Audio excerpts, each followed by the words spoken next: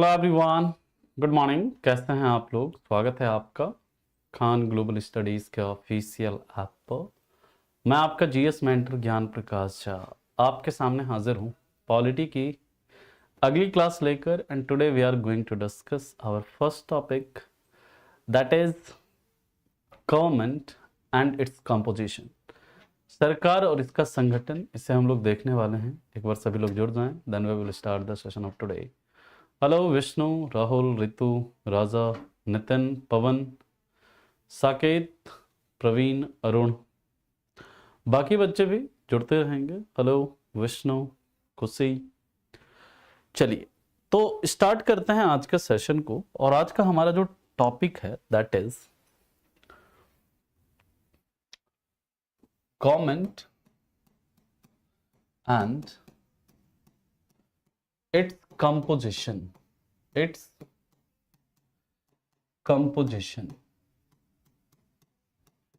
सरकार एवं इसका संगठन,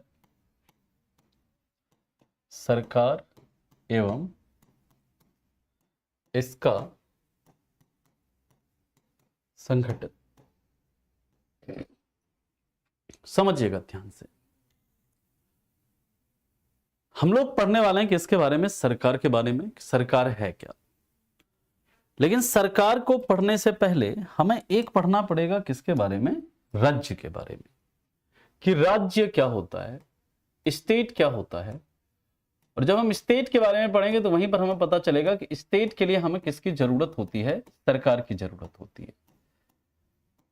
तो जब राज्य की बात करते हैं तो राज्य का एक्चुअल डेफिनेशन क्या होता है? हम लोग राज्य किसे कहते हैं? तो याद रखिएगा, एक पॉलिटिकल थिंकर थे गार्नर, और गार्नर के अनुसार, याद रखेंगे किसके अनुसार? गार्नर के अनुसार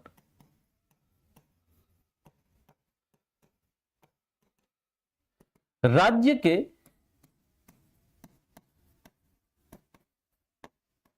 चार गुण हैं। यानी कि गार्नर ने कहा कि अगर किसी को स्टेट होना है तो स्टेट बनने के लिए उसके पास चार प्रॉपर्टी होनी चाहिए। जैसे मान लीजिए कि हम लोग सजीव की बात करते हैं, लिविंग्स की बात करते हैं। तो लिविंग्स हम किसे कहेंगे? जिसके अंदर रेस्पिरेशन होता है, जिसके अंदर न्यूट्रिशन होता है, जिसके अंदर बॉडी ग्रोथ एंड डेवलपमेंट होता है, जिनमें मूवमेंट होता है एंड जो रिप्रोड्यूस कर सकते हैं। उन्हें हम लोग क्या कहते हैं कि अच्छा ये जो है ना, ये सजीव है, ये लिविंग है। सेम उसी प्रकार कि कोई भी क्षेत्र स्टेट है या नहीं है, उसके लिए उसमें चार गुणों का होना आवश्यक है, चार प्रॉपर्टी का होना आवश्यक है। और ये चार गुण कौन कौन से हैं? तो इनके अनुसार, गार्नर के अनुसार जो है, राज्य का सबसे पहला गुण होता है कि उसके पास एक डेफिनेट एरिया होना चाहिए। राज्य होने के लिए उसके पास क्या होना चाहिए? एक डेफिनेट एरिया होना चाहिए, यानी एक निश्चित भूभाग होना चाहिए। निश्चित क्या होना चाहिए? भूभाग होना चाहिए। दूसरी बात कि उसके पास क्या होना चाहिए? उसके पास उस डेफिनेट एरिया में कुछ ना कुछ क्या होना चाहिए? पॉपुलेशन होना चाहिए, यानी कि कुछ ना कुछ जनसंख्या होनी चाहिए, जनसंख्या होनी चाहिए। तीसरा, इस पॉपुलेशन को, ये जो जनसंख्या है, इस पॉपुलेशन या इस जनसंख्या को गवर्न करने के लिए क्या होना चाहिए? गवर्नमेंट होनी चाहिए, है ना? क्या होनी चाहिए? गवर्नमेंट होनी चाहिए, यानी कि सरकार होनी चाहिए। एंड चौथा, जो सबसे इंपॉर्टेंट गुण है किसी स्टेट का, ये इसके बिना स्टेट का कोई मतलब नहीं है। अगर ये प्रॉपर्टी नहीं है तो हम उसे स्टेट कह ही नहीं सकते। और याद रखिएगा, चौथा जो गुण होता है उसे हम लोग क्या बोलते हैं? सॉवरेनिटी। क्या बोलते हैं? सॉवरेनिटी, यानी जिसे कहा जाता है संप्रभुता। यानी कि राज्य के कितने कैरेक्टरिस्टिक्स हैं, राज्य के कितने प्रॉपर्टी हैं? एक तो डेफिनेट एरिया, मान लीजिए एक निश्चित भूभाग है, इसके बाद इस भूभाग में क्या हो, कुछ ना कुछ पॉपुलेशन हो, कुछ ना कुछ जनसंख्या निवास कर रही हो। अगर इसमें पॉपुलेशन नहीं है तो हम उसे स्टेट नहीं कहेंगे। What is your problem Saif, क्या दिक्कत है इसमें तुम्हें, ये बताओ। पढ़ रहे हैं यार, तुम पढ़ लो, इंपॉर्टेंट चीज पढ़ा रहे हैं, है ना। ग्रीन और व्हाइट मत करवाओ, है ना। जो पढ़ा रहे हैं पढ़िए, मतलब कि सर ग्रीन कर दीजिए, व्हाइट कोई कहेगा सर पीला कर दीजिए, कोई लाल कर दीजिए। यहां पर पढ़ने आए हो, यही करवाने के लिए आए हो। चलिए समझिए, स्टेट है, स्टेट के कितने गुण हैं, 4 गुण हैं। तो एक पहले क्या होना चाहिए, डेफिनेट एरिया होना चाहिए। उसमें क्या होना चाहिए, कुछ ना कुछ पॉपुलेशन। अगर पॉपुलेशन नहीं है, अगर आपका जनसंख्या नहीं है, तो उसे हम स्टेट नहीं कह सकते। अब मान लीजिए डेफिनेट एरिया भी है, पॉपुलेशन भी है, लेकिन उस पर गवर्नमेंट वहां पर है ही नहीं, कोई सरकार ही नहीं है वहां पर, तो क्या हम उसे स्टेट कहेंगे, नो। और चौथा जो सबसे इंपॉर्टेंट गुण है कि मान लीजिए यहां पर डेफिनेट एरिया भी है, पॉपुलेशन भी है, गवर्नमेंट भी है, लेकिन यहां पर जो है ना, इस गवर्नमेंट के पास अपनी सॉवरेनिटी नहीं है, संप्रभुता नहीं है, तो इसे हम याद रखिएगा स्टेट नहीं कह सकते। यानी स्टेट के लिए इन 4 गुणों का होना आवश्यक है। अब आपके मन में सवाल उठेगा कि सर व्हाट इज सॉवरेनिटी, संप्रभुता है क्या, संप्रभुता हम किसे कहेंगे, बता सकते हैं आप लोग, बताइए व्हाट इज सॉवरेनिटी, आप लोग क्या समझते हैं सॉवरेनिटी से। और याद रखिएगा सॉवरेनिटी के बारे में यहां पर लिख लेंगे कि यह राज्य का सबसे महत्वपूर्ण गुण है, यह राज्य का सबसे महत्वपूर्ण गुण है। It is most important characteristic of state. अभी आ रहा है केजीएस यूजर जी, थोड़ा सा इंतजार करिए। बिना किसी दबाव के फैसला लेने की क्षमता, ठीक है, independence to take internal and external decision, good good very good. तो याद रखिएगा power to control government, okay देखते हैं। तो याद रखिएगा ये जब संप्रभुता की बात करते हैं, यहां तक आप लोगों ने लिख लिया है, कैन आई मूव, यहां तक नोट कर लिया है, आगे मूव करें।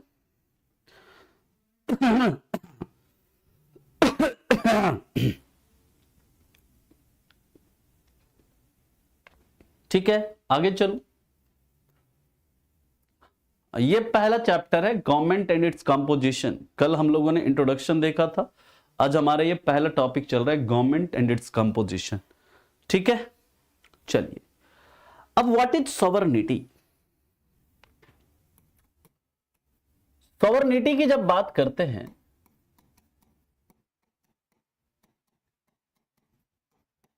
संप्रभुता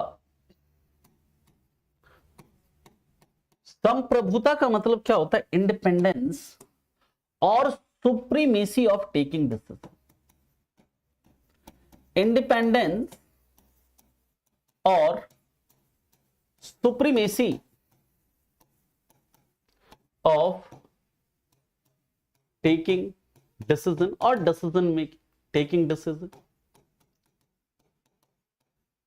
यानी निर्णय लेने की स्वतंत्रता या सर्वोच्चता, निर्णय लेने की स्वतंत्रता या सर्वोच्चता। यानी अगर आप कोई निर्णय लेने में क्या हैं, सुप्रीम है, सुप्रीम है यानी कि सबसे ऊपर है, आपको निर्णय लेने में किसी से पूछना नहीं, आप इंडिपेंडेंट हैं, आप क्या हैं, निर्णय लेने के लिए स्वतंत्र हैं, किसी भी आपको दूसरे एंटिटी पर डिसीजन लेने के लिए डिपेंड नहीं रहना है। It means you are sovereign.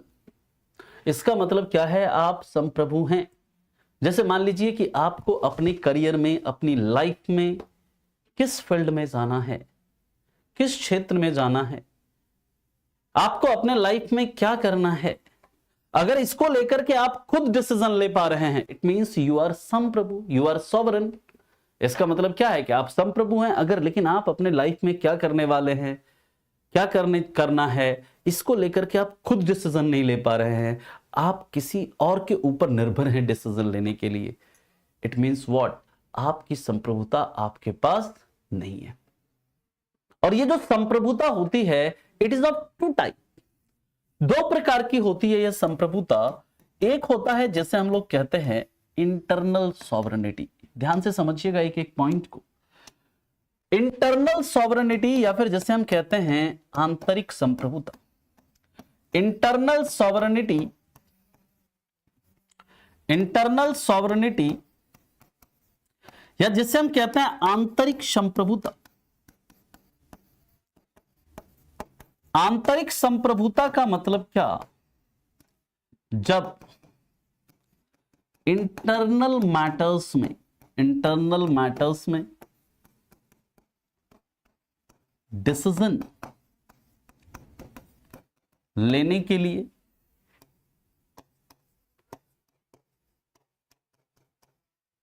Independent, जो आंतरिक मामले हैं, आंतरिक मामलों में जब निर्णय लेने के लिए कोई इंडिपेंडेंट हो तो उसे हम क्या कहते हैं? उसे हम कहते हैं आंतरिक संप्रभुता कहते हैं। कोई भी इंटरनल मैटर्स हैं, हाँ, कोई भी आपके आंतरिक मामले हैं, अगर उसमें आप डिसीजन लेने के लिए क्या हैं, यहां पर हम बात करेंगे स्टेट के परिप्रेक्ष्य में, बात करेंगे इंटरनल मैटर क्या होता है, एक्सटर्नल मैटर क्या होता है।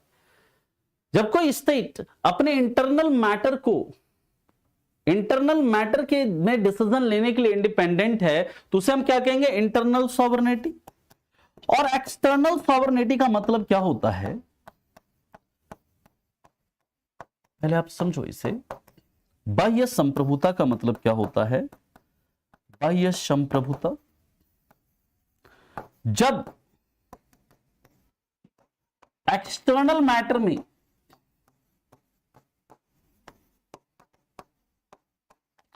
डिसीजन लेने के लिए क्या हो? Independent.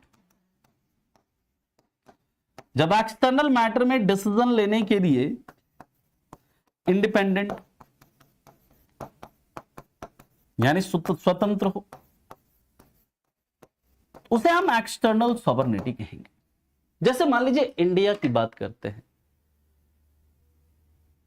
Government, type of government लिखाया था ना जी, तो मैं वही टॉपिक है, composition of government, type of government. अभी मैंने क्या बोला है आपको कि अभी लगभग 8-10 दिन जो है आपका बेसिक चलेगा, सिर्फ 8 से 10 दिन के आसपास बेसिक चलेगा, ठीक है। पूरा हम लोग सिर्फ और सिर्फ आपको समझाएंगे कि होता क्या, आखिर हम लोग क्या पढ़ने जा रहे हैं, ठीक है। अब देखिए इंटरनल सॉवरेनिटी का मतलब क्या? जैसे इंडिया है, भारत की अगर बात करें, भारत अपने आंतरिक मामलों में, भारत के अंदर मान लीजिए किसी राज्य को डिवाइड करना है या किसी स्टेट में प्रेसिडेंट रूल लगाना है, भारत में कहीं पर मान लीजिए कि कोई ऐसी स्थिति आ गई, नेशनल इमरजेंसी लगाना है, किसी राज्य का नाम बदलना है मान लीजिए, क्या इसके लिए इंडिया को किसी फॉरेन एंटिटी से पूछना पड़ेगा? अमेरिका से जाकर के इंडिया पूछेगा क्या, अच्छा भैया ये बताओ क्या हम अपने राज्य का नाम बदल दें, हम अपने राज्य का नाम डिवाइड, मतलब जो है राज्य को डिवाइड कर दें, हम अपने देश में लॉकडाउन लगा दें, विमुद्रीकरण कर दें, प्रेसिडेंट रूल लगा दें, ये क्या किसी फॉरेन एंटिटी से पूछना पड़ेगा? नो। इंडिया अपने इंटरनल मैटर में क्या करना चाहेगा, क्या करेगा, उसके लिए इंडिया इंडिपेंडेंट है, किसी भी फॉरेन एंटिटी पर उसे डिपेंड नहीं रहना है इसके लिए। यानी कि इंडिया जो है इंटरनली क्या है? सॉवरेन है। इंडिया जो है आंतरिक रूप से क्या है? संप्रभु है। अगर जाकर कुछ भी समझ में नहीं आ रहा ना तो थोड़ा सा क्लास में कंसंट्रेट करिए। आप जब से आए हैं बस खाली लिखने में व्यस्त हैं, कुछ समझ नहीं आ रहा है। क्या समझ नहीं आ रहा आप ये बताओ, आपने अभी तक क्या नहीं समझा है ये बताइए। पहले आपको समझाएंगे तब हम आगे बढ़ेंगे। आप जैसे बच्चों को अच्छे से हमें डील करना आता है, आपको अभी तक क्या समझ में ना आया बताओ पहले, तब हम आगे मूव करते हैं। बताइए, अभी तक मैंने पढ़ाया ही क्या? मैंने सिंपल सी बात बताई है कि स्टेट क्या होता है।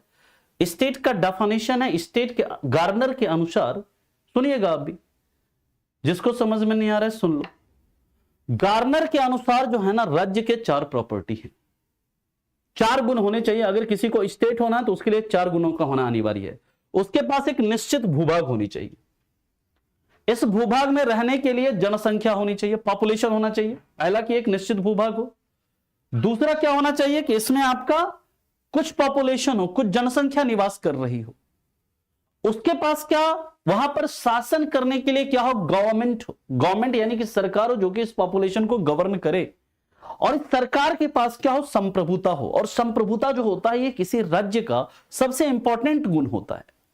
संप्रभुता हम कहते किसे हैं, संप्रभुता का मतलब होता है कि आपका डिसीजन लेने का स्वतंत्रता, आपका डिसीजन लेने का सर्वोच्चता। यानी अगर आप किसी भी मैटर में डिसीजन लेने के लिए क्या है, इंडिपेंडेंट हैं या सुप्रीम है, तो इसका मतलब क्या है कि आपके पास आपकी संप्रभुता है। अब ये मैटर्स जो हो सकते हैं, इंटरनल मैटर्स भी हो सकते हैं, यानी हमारे देश के आंतरिक मामले भी हो सकते हैं। अगर आप इंटरनल मैटर में डिसीजन लेने के लिए सॉवरन हैं, आपको किसी फॉरेन एंटिटी, फॉरेन पावर से नहीं पूछना पड़ रहा है, इसका मतलब क्या है, आप इंटरनली सॉवरन हैं, आंतरिक रूप से संप्रभु हैं आप। अगर आपके पास क्या है, अगर आप फॉरेन कोई मैटर है, कोई विदेशी, कोई बाहरी मामला है, जैसे मान लीजिए इजराइल और हमास का वार हुआ, रूस यूक्रेन का वॉर हुआ, या फिर बाहर का और भी कोई मैटर है, इंटरनेशनल मतलब बाहरी, हमारे देश के आंतरिक का मामला नहीं है, हमारा बाहरी मामला है, बाह्य मामला है।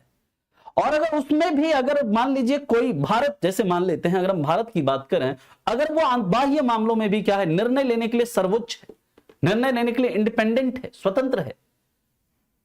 मान लीजिए कि अगर रूस और यूक्रेन के बीच वॉर हुआ था, इजराइल हमास का वॉर हुआ, अब उसमें इंडिया को क्या करना है, इंडिया को रूस का साथ देना है, यूक्रेन का साथ देना है, या उससे तटस्थ रहना है, उससे दूरी बनाकर रखनी है।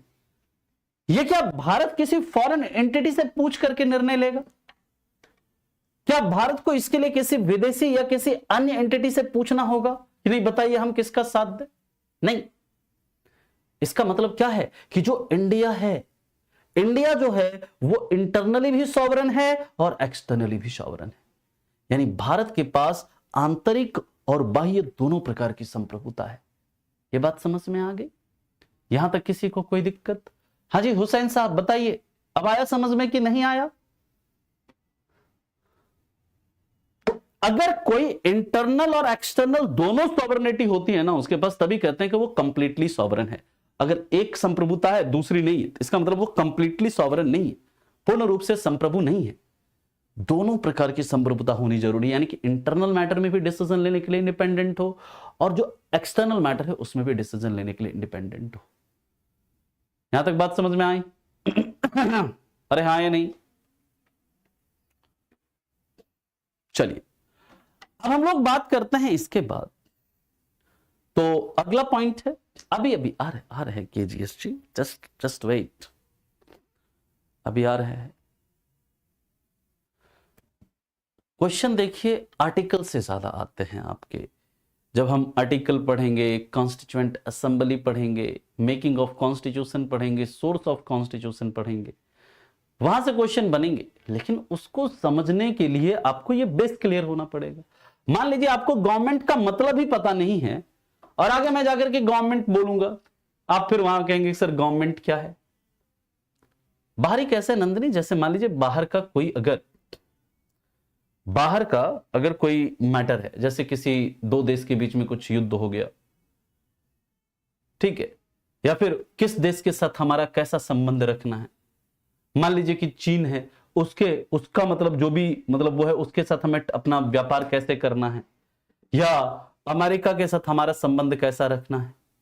इसके लिए क्या हम किसी फॉरेन एंटिटी से, किसी विदेशी पावर से पूछेंगे क्या? इन्हें बताइए हमारा संबंध उसके साथ कैसा होना चाहिए, या बताइए ये जो बाहरी मैटर है, ये जो दो देश के बीच में युद्ध हो रहा है, इसमें हमें किसका साथ देना चाहिए? नहीं, भारत को किसी से पूछने की जरूरत नहीं होती है। भारत क्या है, इंडिपेंडेंट है अपना डिसीजन खुद लेने के लिए। इसका मतलब क्या, इंडिया को अपनी एक्सटर्नल सॉवरेनिटी भी है। बात समझ में आ गई नंदनी? चलिए अब हम लोग बात करते हैं यहां पर, यानी कि आपको यह समझ में आया कि India is internally and externally both sovereign. India is internally and externally both sovereign. यानी कि भारत आंतरिक और बाह्य दोनों रूप से संप्रभु है। आंतरिक और बाह्य दोनों रूप से संप्रभु है।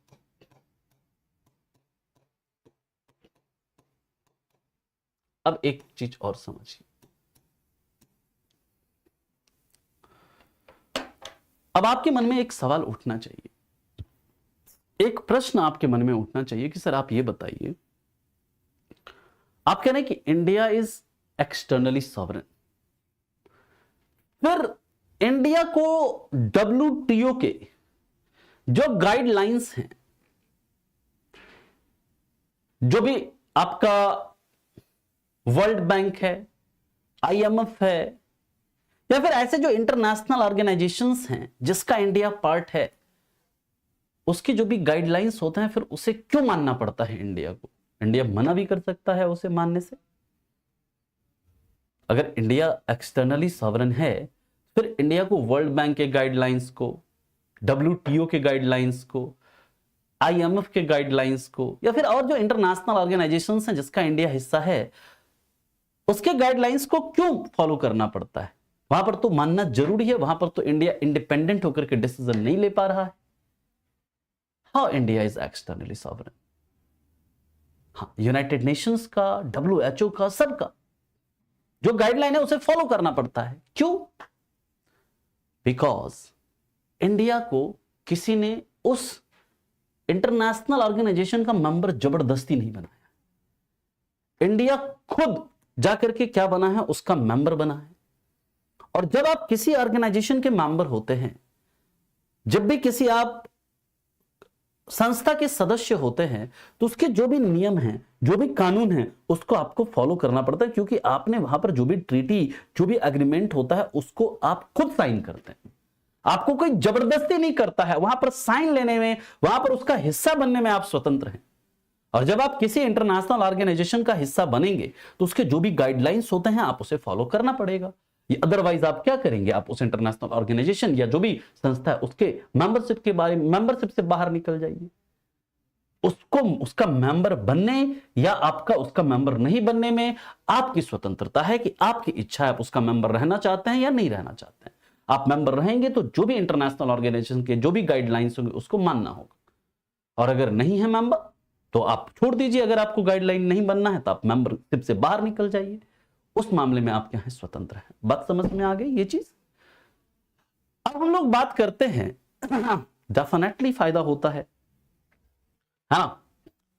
अब देखिए, इसके बाद की बात करते हैं। अब हम लोग समझते हैं जिसे हम लोग स्टेट कहते हैं, है ना, जिसे हम लोग स्टेट कहते हैं। जो भी समझ में नहीं आ रहा है, फियरलेस सत्यम जी आप हमें बताइएगा, मेरी राइटिंग ही ऐसी है ना। अगर आपको कुछ भी चीज समझ में नहीं आता है तो आप पूछ सकते हैं, है ना। मैं कोशिश करता हूं साफ साफ लिखने का, है ना, लेकिन अगर आपको कुछ भी समझ में नहीं आ रहा है तो आप पूछेंगे हमसे, ठीक है। कोई भी वर्ड समझने में अगर दिक्कत है तो। नेक्स्ट हम लोग बात करते हैं, जैसे मान लीजिए हमारे देश के अंदर, जैसे मान लीजिए यूपी है, महाराष्ट्र है ना, राजस्थान है, इसी तरह MP है। अब इन सब की अगर हम बात करते हैं, मान लेते हैं बिहार है। अब देखते हैं क्या ये सब स्टेट है कि नहीं है, समझते हैं। बिल्कुल KGS यूजर जी, डेफिनेटली वही तो मैं अभी आपको समझाना चाह रहा हूं। यानी कि देखिए यहां पर इसके पास अगर हम बात करें तो इसके पास 4 चीजें हमें देखनी है कि वो 4 गुण अगर हैं, अगर 4 गुण अगर आपके पास हैं तो आपको मतलब क्या है, आप मतलब स्टेट हैं। सबसे पहला डेफिनेट एरिया, तो इन सबके पास निश्चित भूभाग है, बताओ। अरे इन सबके पास अपना निश्चित भूभाग है कि नहीं है? तो डेफिनेट एरिया है इन लोगों के पास, इन सबके पास क्या है, निश्चित भूभाग है, डेफिनेटली। क्या पॉपुलेशन है? हां जी सर, है पॉपुलेशन, जनसंख्या भी है इसमें। सर यहां पर सरकार है क्या? हां जी सर, सरकार भी है। गवर्नमेंट भी है यहां पर, अलग अलग राज्यों में अलग अलग गवर्नमेंट है ना, सरकार भी है। लेकिन when we talk about sovereignty, sovereignty की जब बात करते हैं, संप्रभुता की जब बात करते हैं, तो इन सभी के पास संप्रभुता है क्या? तो याद रखिएगा, संप्रभुता की जब बात करते हैं, they have internal sovereignty. Internal तो है, यानी वो अपने राज्य के आंतरिक मामलों में तो कोई डिसीजन ले सकते हैं, लेकिन they don't have external sovereignty. इनके पास एक्सटर्नल सॉवरेनिटी नहीं है, बाह्य संप्रभुता इनके पास नहीं है। They don't have external sovereignty. अब इनके पास जब एक्सटर्नल सॉवरेनिटी नहीं है तो दीज आर नॉट स्टेट। अगर हम बात करें सैद्धांतिक रूप से, theoretically they are not state, वो स्टेट नहीं है। इंडिया की जब बात करते हैं, थियोरेटिकली देखा जाए, India is a state. Bharat क्या है? एक आपका क्या है? स्टेट है, अगर थियोरेटिकली देखा जाए तो, क्योंकि भारत के पास डेफिनेट एरिया भी है, पॉपुलेशन भी है, गवर्नमेंट भी है, सॉवरेनिटी भी है, और दोनों प्रकार की सॉवरेनिटी है। तो कहेंगे सर देन ये सभी क्या है थियोरेटिकली, अगर ये स्टेट नहीं है तो इन्हें हम क्या कहते हैं फिर? These are provinces. ये जो हैं क्या हुए? ये हैं आपके प्रोविंसेस। इसलिए जब तक देखिए हमारा देश आजाद नहीं हुआ था, जब तक हमारा संविधान लागू नहीं हुआ था, तो इसे क्या कहते थे? इसे प्रांत कहा जाता था, है ना। संयुक्त प्रांत, मध्य प्रांत, बिहार प्रांत, उड़ीसा प्रांत, बंगाल प्रांत, आपने पढ़ा होगा हिस्ट्री में। इसे प्रांत कहते थे, क्योंकि दीज आर प्रोविंसेस। ये सभी क्या है? प्रोविंसेस हैं थियोरेटिकली, क्योंकि इनके पास क्या है? आपका सॉवरेनिटी नहीं है। कहेंगे सर बट हमारे देश में तो इसे राज्य कहा जाता है। हाउ? कैसे कहते हैं? तो देखिए, जब इस चीज पर बहस चल रही थी हमारे संविधान सभा में, संविधान के निर्माण के दौरान, कि दीज आर प्रोविंसेस, अगर हम इंडिया को स्टेट कहेंगे तो इंडिया किस प्रकार का स्टेट बनेगा, नहीं कई तरह के डिस्कशन चल रहे थे। तो वहां पर जो एक वो कंक्लूजन पर पहुंचते हैं हमारे संविधान के निर्माता, है ना, एक निष्कर्ष पर पहुंचते हैं। वो कहता है कि देखिए ये थियोरेटिकली प्रोविंसेस हैं, डेफिनेटली ये थियोरेटिकली प्रोविंसेस हैं, सैद्धांतिक रूप से प्रांत हैं, क्योंकि बस इनके पास एक्सटर्नल सॉवरेनिटी नहीं होगी। लेकिन हमारा जो संविधान है, हम इनमें अपने संविधान में इन सभी को क्या कहेंगे? स्टेट कहेंगे। और इंडिया को, भारत को क्या कहेंगे? भारत को कहेंगे यूनियन ऑफ स्टेट, राज्यों का संघ कहेंगे इंडिया को। इसलिए जब हमारा संविधान बना तो हमारे संविधान का पहला ही आर्टिकल क्या कहता है? India that is Bharat, Bharat यानी India is a union of state, है ना। इसलिए हमारे संविधान का आर्टिकल जो 1 है वो क्या कहता है? इंडिया जो है वो क्या है? यूनियन ऑफ स्टेट है, राज्यों का क्या है? एक संघ है। हमारे संविधान के निर्माताओं ने ये थियोरेटिकली बिल्कुल भी स्टेट नहीं है, क्योंकि they don't have external sovereignty. लेकिन हमारे संविधान के निर्माताओं ने ये कंक्लूजन निकाला कि हम इन सभी प्रोविंसेस को क्या कहेंगे? स्टेट कहेंगे, और इंडिया को क्या कहेंगे? इंडिया को कहेंगे यूनियन ऑफ स्टेट, या फिर उसे क्या कहेंगे? राज्यों का संघ। इसलिए हमारे संविधान का आर्टिकल 1 ध्यान से समझिएगा, हमारे संविधान का आर्टिकल 1 साफ साफ कहता है इंडिया दैट इज भारत। आज कुछ दिन पहले भारत और इंडिया के बीच में विवाद चल रहा था ना जी, भारत है कि इंडिया है। India that is Bharat is a union of state, या फिर इसी को हिंदी में लिखते हैं ऐसे, भारत यानी इंडिया राज्यों का एक संघ होगा। लेकिन इसका मतलब है, इसका और बहुत ही डीप मीनिंग है इस वर्ड का, एक लाइन है बस, India that is Bharat, Bharat यानी इंडिया राज्यों का एक संघ होगा। डेफिनेटली अंजीस, है ना, जिसके पास दोनों संप्रभुता होगी उसी को हम स्टेट कह सकते हैं। और ये जो India that is Bharat is A union of state, यानी भारत राज्यों का एक संघ होगा, इसका एक बहुत डीप मीनिंग है। क्या सर मीनिंग है इसका? तो याद रखिएगा, इसका मतलब इसलिए ये तो कहते हैं ना कि भारत है कि इंडिया है, सीधा आप उन्हें कहें भाई साहब हमारे संविधान का आर्टिकल 1 साफ साफ कहता है कि इंडिया दैट इज भारत। हम इंडिया भी कह सकते हैं, भारत भी कह सकते हैं, हमारी इच्छा है, क्योंकि हमारा संविधान हमें यह कहता है कि हम जो इंडिया है, इंडिया दैट इज भारत, या भारत यानी इंडिया राज्यों का एक संघ होगा। ठीक है, बात समझ में आ गई? क्लियर है पॉइंट? हो सकता था, है ना? ठीक है, केजीएस यूजर जी, हो सकता था, डेफिनेटली हो सकता था, लेकिन जो उन्होंने, जो हमारे संविधान के निर्माताओं ने जो निर्णय लिया, उन्होंने कहा कि नहीं, हम इन्हें क्या कहेंगे, स्टेट, ताकि कोई कंफ्यूजन ना रहे किसी तरह का, है ना? और भारत को क्या कहेंगे, राज्यों का संघ। अब इसका क्या मतलब है? इसका मतलब यह है, पहला मतलब याद रखिएगा कि India is not a result, India is not a result among result, India is not a result of agreement, India is not a result of agreement among states। ये दोनों लाइन जो है ना, इसको समझना बहुत आवश्यक है। यानी कि भारत राज्यों के बीच समझौते का परिणाम नहीं है, भारत राज्यों के बीच समझौते का परिणाम नहीं है।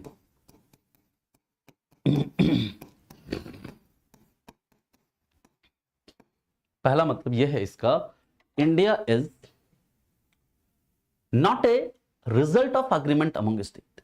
जैसे अगर हम बात करें अमेरिका की, अमेरिका के अंदर जो स्टेट्स हैं, है ना, अमेरिका की जो भी स्टेट्स हैं, अमेरिका को हम लोग बोलते हैं United states of America.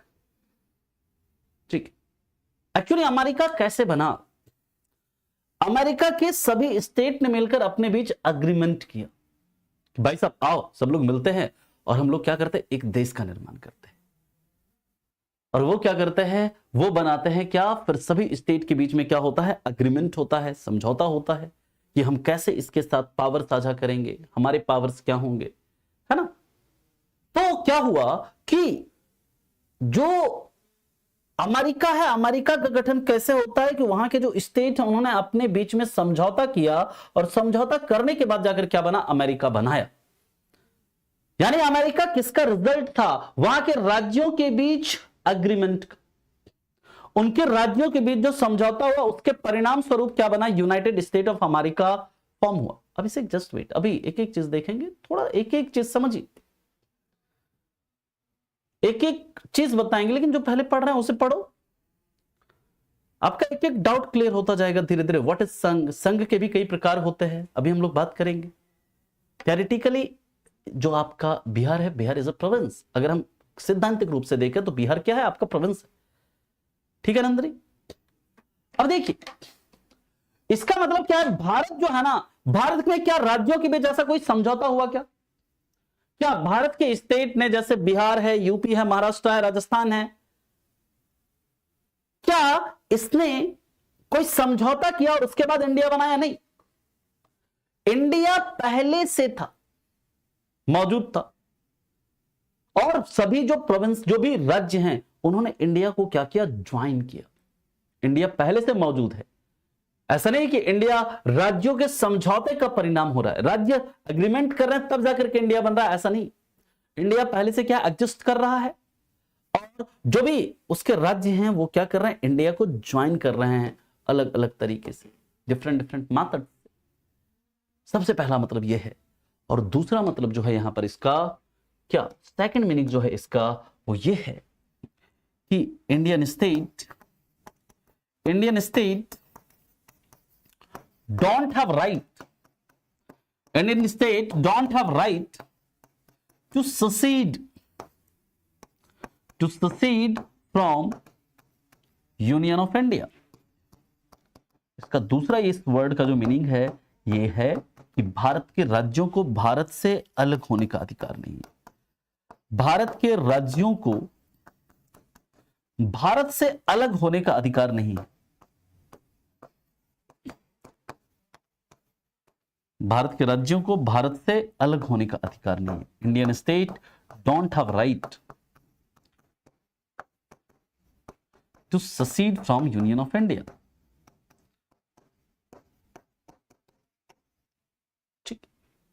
Bharat से अलग नहीं हो सकते हैं। इसलिए जो मांग उठता है ना, हमें ये दे दो, ये दे दो, ठीक है, अलग अलग हमारा कंट्री बना दो, इट इज नॉट पॉसिबल।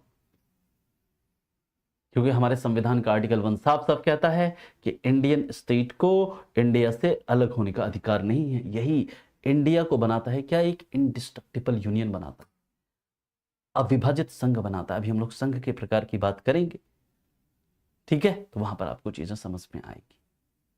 यहां तक क्लियर है सभी को? यहां तक किसी को कोई दिक्कत, कोई परेशानी है तो बताइए। हाँ जी, फिर हम लोग चलते हैं इसके आगे, अगले पॉइंट पर मूव करेंगे।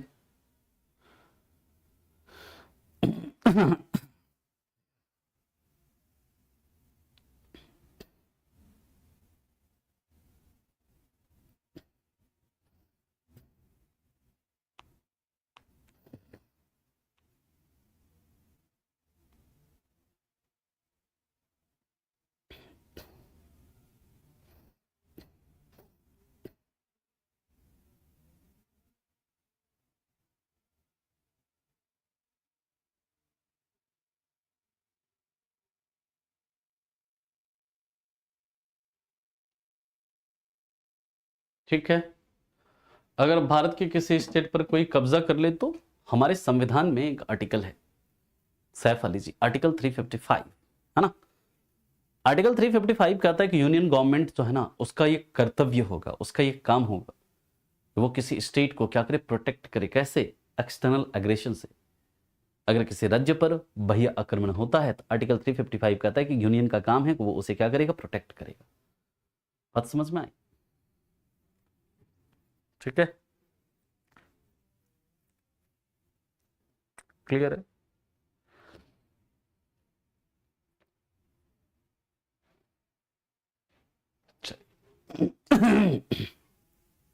अभी आएंगे देश के और इसके बीच में भी क्या फर्क है वो भी बताएंगे, सब्र रखिए थोड़ा। अब देखिए, ये जो यूनियन होता है ना, यूनियन आपका संघ जो होता है, संघ कैसे बनता है, जिसके अंदर क्या हो, संघ के टाइप ऑफ यूनियन, समझिएगा, टाइप ऑफ यूनियन, संघ के प्रकार,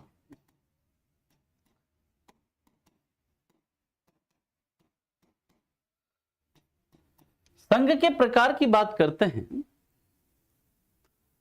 तो सबसे पहले प्रकार का जो यूनियन होता है उसे हम लोग बोलते हैं अविनाशी राज्यों का अविनाशी संघ। समझिएगा ध्यान से, इंडिस्ट्रक्टिबल यूनियन, इंडिस्ट्रक्टिबल यूनियन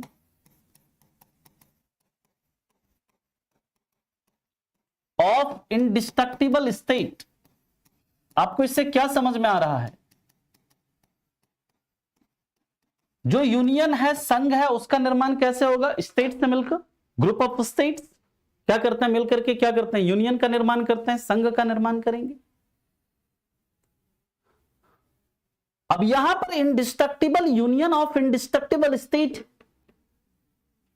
यानी ये क्या है कि अविनाशी राज्यों का अविनाशी संघ। इसका मतलब क्या है, यहां पर ऐसा जो यूनियन है ना सर, इसमें जो यूनियन है यानी जो देश है ना, का विभाजन नहीं होगा। देश का विभाजन जो है यहां पर आपका, country can not be divided, country can not be divided, यानी ऐसा जो यूनियन होता है ना, वहां पर देश का विभाजन संभव नहीं होता है और स्टेट का भी डिवीजन संभव नहीं होता। स्टेट का विभाजन संभव नहीं है, स्टेट का विभाजन भी संभव नहीं है। यानी कि in this type of union state can not be divided, राज्य का विभाजन संभव नहीं है, ऐसे लिख लीजिए। जो भी उसके मतलब फेडरेटिंग यूनिट है, जिसने मिलकर संघ का निर्माण किया है ना, तो उनमें राज्य का विभाजन भी संभव नहीं है, यानी कि state can not be divided. और इसका एग्जाम्पल क्या है, तो इसका यानी कि यहां पर याद रखिएगा, ये जो जैसे ये यूनियन है, इसके अंदर क्या है, छोटे छोटे छोटे छोटे क्या होंगे, स्टेट्स होंगे ऐसे, जिससे मिलकर के क्या होगा, इस यूनियन का निर्माण हुआ होगा। तो जो अविनाशी राज्यों का अविनाशी संघ है, याद रखिएगा, इसमें ना तो देश का विभाजन हो सकता है, ना ही इसके अंदर जो स्टेट्स हैं जिससे मिलकर के इस संघ का निर्माण या इस देश का निर्माण हुआ है, इसका भी विभाजन यहां पर नहीं हो सकता।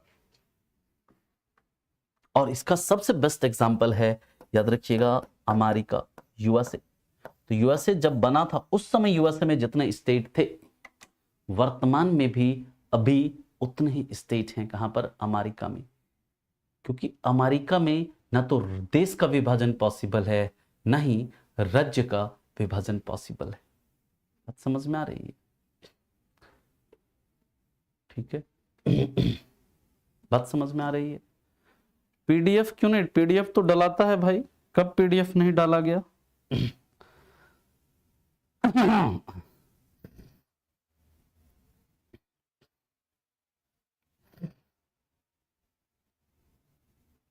फटाफट से लिखिए।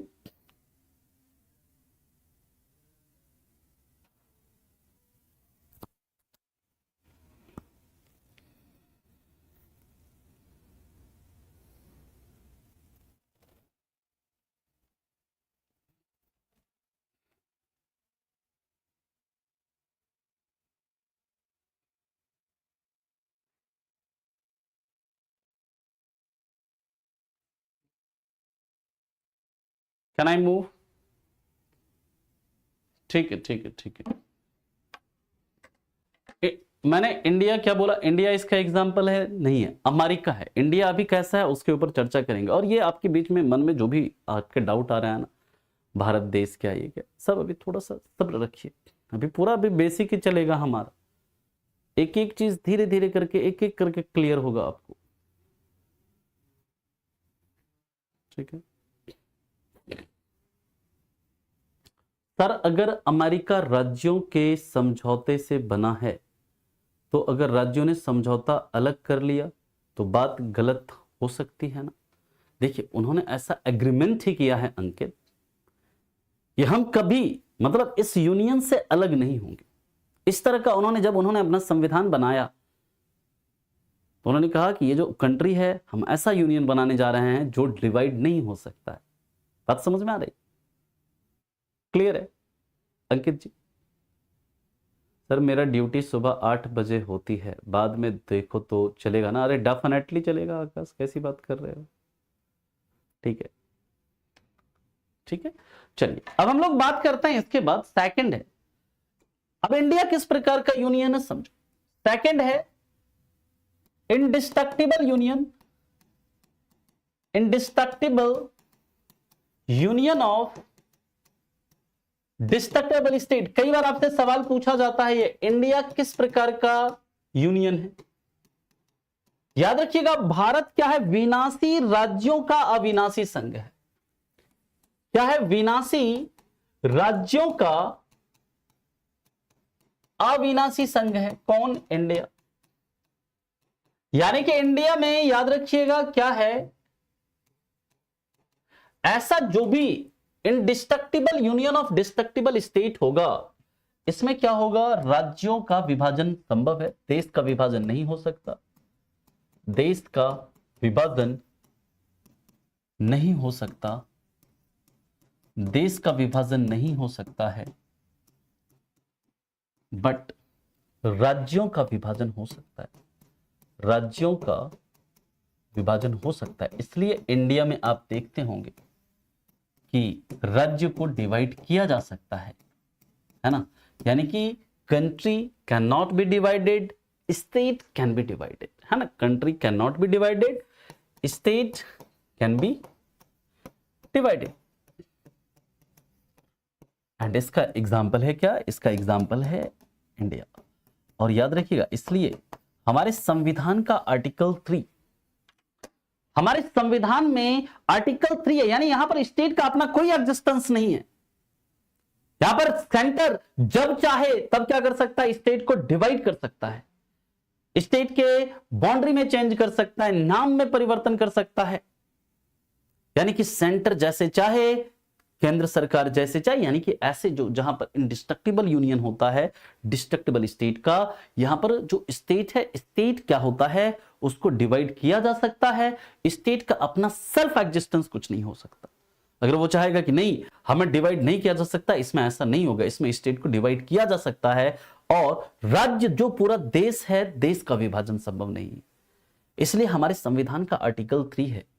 आर्टिकल 3 में कहा गया है कि संसद चाहे तो कोई भी राज्य है, कोई भी स्टेट है, उसका बाउंड्री चेंज कर सकती है, उसको डिवाइड कर सकती है, उसका नाम बदल सकती है, दो या दो से ज्यादा राज्य को मिलाकर के एक राज्य बना सकती है, एक राज्य को डिवाइड करके दो या दो से अधिक राज्य बना सकती है। जैसे चाहे वो स्टेट का रीऑर्गेनाइजेशन कर सकती है।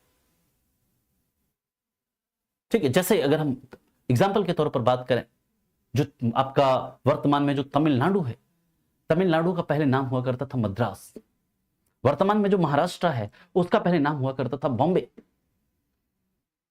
जो वर्तमान में अरुणाचल प्रदेश है, उसका नाम पहले हुआ करता था नेफा, नॉर्थ ईस्टर्न फ्रंटियर एजेंसी। इसी तरह अब बात करें तो आंध्र प्रदेश से जैसे डिवाइड होकर के तेलंगाना बना, बिहार से डिवाइड होकर के झारखंड बना, यूपी से डिवाइड होकर के उत्तराखंड बना। अब फिर से डिमांड उठ रही है कि यूपी को भी क्या किया जाए, फिर से डिवाइड किया जाए। बिहार में भी डिमांड उठ रही है कि बिहार को फिर से डिवाइड किया जाए, है ना। जब हम लोग फॉर्मेशन ऑफ स्टेट पढ़ेंगे, जब हम लोग राज्यों का पुनर्गठन पढ़ेंगे, तो वहां पर देखेंगे क्या यह जरूरी है, क्या अगर राज्यों का विभाजन करना सही है या नहीं। अगर राज्यों का विभाजन करते हैं, छोटे छोटे स्टेट्स बनाते हैं, तो क्या इसके बेनिफिट्स हैं या नुकसान भी हैं, क्या बेनिफिट्स हैं क्या नुकसान है ना। क्यों छोटे राज्य होने चाहिए या क्यों छोटे राज्य नहीं होने चाहिए, इसके ऊपर भी हम लोग चर्चा करेंगे, है ना। इसके बाद की बात करते हैं, थर्ड टाइप ऑफ जो यूनियन होता है, तीसरे प्रकार का यूनियन होता है, जिसे हम लोग बोलते हैं destructible union. Destructible union of destructible state, destructible union of destructible state, इसे हम क्या बोलते हैं, विनाशी राज्यों का विनाशी संघ, विनाशी राज्यों का विनाशी संघ, विनाशी राज्यों का विनाशी, यानी कि इसमें स्टेट तथा कंट्री दोनों का विभाजन पॉसिबल है। जैसे इसका एग्जांपल फॉर्मर यूएसएसआर था ना, है ना। इसका एग्जांपल आपका जो फॉर्मर यूएसएसआर था, है ना, जिसे जो बाद में रसिया बन जाता है, union of Soviet socialist Republic, union of Soviet socialist Republic. कोई आप ये बता सकते हैं कि जो आपका यूएसएसआर है, इसका डिसइंटीग्रेशन कब हुआ, यूएसएसआर जो है ये कब विखंडित हुआ, है ना। हाँ बिल्कुल अभिषेक जी, सर तो ये स्टेट और सेंटर रिलेशन का मैटर है, तो स्टेट की अनुमति क्यों नहीं लेता है सेंटर। विकेश जी देखिए, ये जो है ना, किसी स्टेट का फॉर्मेशन होना, यहां पर इसलिए राज्यों की अनुमति नहीं ली जाती है, ताकि जो सेंटर है ना, हमारे देश के अंदर क्या है, एक तो सेंटर जो है वो ज्यादा पावरफुल है और केंद्र ज्यादा पावरफुल है, और इसलिए केंद्र को ये ज्यादा शक्ति दी गई है ताकि हमारे देश की जो इंटीग्रिटी है, हमारे देश की जो यूनिटी है, एकता अखंडता, वो बनी रहे। इसलिए सेंटर को ये पावर दिया गया कि आप जब भी चाहो आप किसी स्टेट को क्या कर सकते हो, रीऑर्गेनाइज कर सकते हो, है ना। बात समझ में आ गई। और याद रखिएगा, जो यूएसएसआर का डिसइंटीग्रेशन हुआ वो कब होता है, ऑन 25 ऑफ दिसंबर 1991। याद रखिएगा 25 दिसंबर 1951 को, सॉरी 1991 को, 1991। ठीक है, तो अभी के लिए हम लोग इतना ही रखेंगे। आज हमने देखा कि स्टेट क्या है, फिर सॉवरेनिटी क्या है, इंडिया किस प्रकार का यूनियन है ना। और इसके आगे अभी आशीष बात करेंगे, आगे की यूनियन क्या होता है वी विल डिस्कस। कल जो है हम लोग डिस्कस करेंगे गवर्नमेंट, और गवर्नमेंट का कंपोजिशन देखेंगे, है ना। सरकार और सरकार का क्या कंपोजिशन है उसके बारे में हम लोग बात करेंगे। ठीक है, हाँ, और भी कई सारे एग्जाम्पल हैं, है ना, कई सारे एग्जाम्पल हैं ऐसे। मैक्सिमम कंट्रीज जो हैं, है ना, इस तरह का है, काफी कंट्रीज में ऐसा है, लाइक बांग्लादेश। ठीक है, चलिए, तो कल जो है, कल की क्लास बहुत ज्यादा इंपॉर्टेंट है। देखिए अभी जो आने वाली जो आपकी 7-8 क्लासेस हैं, दीज आर वेरी इंपॉर्टेंट। मैं इसलिए बोल रहा हूं, मतलब ऐसे तो देखिए ऑल क्लासेस आर इंपॉर्टेंट, और जैसे जैसे धीरे धीरे हम लोग मूव करेंगे ना, आपको वैसे वैसे इंटरेस्ट, और बहुत मजेदार सब्जेक्ट है ये, आपको पढ़ के बहुत मजा आने वाला है। आप ना फील करेंगे चीजों को, है ना, जस्ट थोड़ा सा, लेकिन आपको उसके लिए समय देना पड़ेगा। आप ये चाहेंगे कि तुरंत सब कुछ हो जाएगा, नहीं, धीरे धीरे हम चीजों को बढ़ाएंगे, धीरे धीरे। ठीक है, चलिए अभी बात करेंगे आशीष, इसके ऊपर भी बात करेंगे। ठीक है, यूनियन क्या होता है ना, देखिए जब कोई मतलब स्टेट मिल क्या करे, एक प्रकार का एक ग्रुप मिलकर के बनाए, है ना, उसे क्या कहा जाता है, यूनियन कहा जाता है। ठीक है, चलिए तो मिलते हैं आपसे फिर नेक्स्ट क्लास, यूनियन के ऊपर भी हम लोग चर्चा करेंगे, है ना। तो मिलते हैं कल आपसे। Thank you so much, bye bye, take care and have a good day.